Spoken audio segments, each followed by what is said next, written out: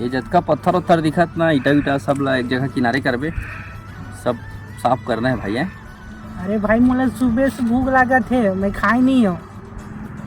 भूख तो महूल लगा थे, चल एक कनिक छाव में 2 मिनट सुड़का लेते हैं यार, और कहाँ में सही में।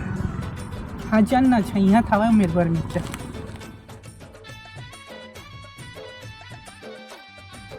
देख यार वो सेठ जी आई ना, तो सेठ जी है कहीं खा लीजिए ना तो मत खा दे।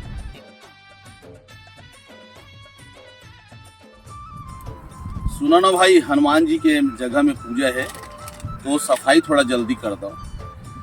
ठीक है ना सेठ, ये तो थोड़ा सा सुधार कर तान काम कर दो। ये ले तुम्हारे मन में चिप्स सलाह हो, खा लो कुछ करो।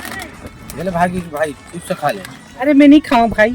ये ले सोनू भाई तय खा ले भाई।